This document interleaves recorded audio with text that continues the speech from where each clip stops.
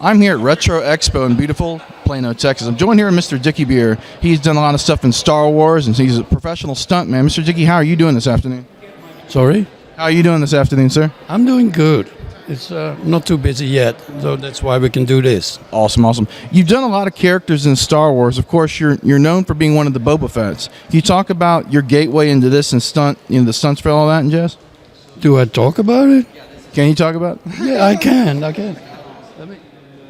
Yeah, these, if you can pick up on that one, are all the characters that I did in Return of the Jedi. So, you got the Boba Fett, Stormtrooper, looks like Barada. Yeah. Wow. Indoor Rebel Trooper there, it looks like. Yeah, very cool. So the scene with Boba Fett, they chopped off the front of your blaster pistol, and then you fell into the Sarlacc pit eventually.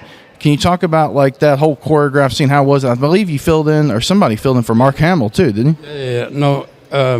This is actually where the Boba blaster gets caught. Yeah. That's that part of the scene, which was done by Luke Skywalker.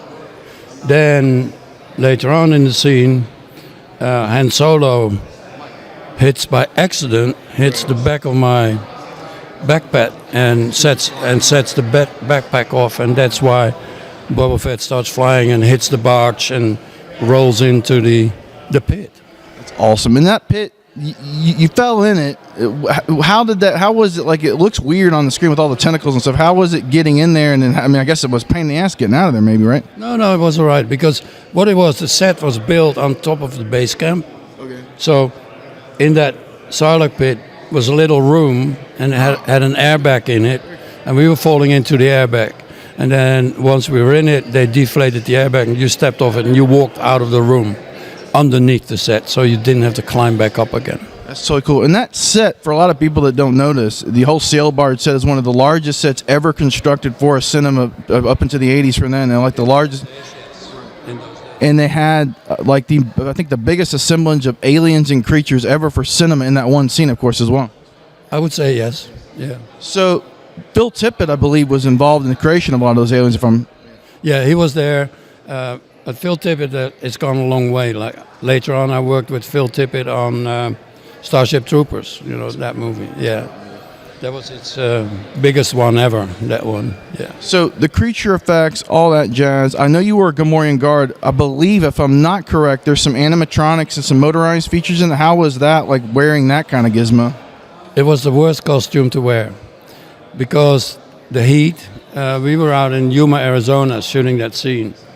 Summertime, white dunes, and the temperatures were like up to 120, so no shade, and that wasn't fun wearing that one. I bet not, but it looks great. But the stunt profession that you do, how long you've been doing? A long time, and how did you get into that exactly? And I have a question on the side beyond that. How did I get into the business? Stunt. Luck, just lucky, being at the right place at the right time. Talking to the right people, and that's how I got in. Very, very cool. And wrapping up, for people that are into, wanting to get into professional stunt acting or stuff like that, what kind of stuff would you tell them? If of course, yeah, it's you have to be in shape and you have to do it for many, takes and stuff like that. What would you tell them? Some wise words. The one thing is, like, obviously you have to have skills, so train but get one specific one that you're really good at. Perfect that one, and then with that one skill, try to get into the business. But it's not so much about skills, it's more about being lucky and being at the right place at the right time, as I was. It's like, I think the percentage is about 50% skills and talent, and the other 50% is luck.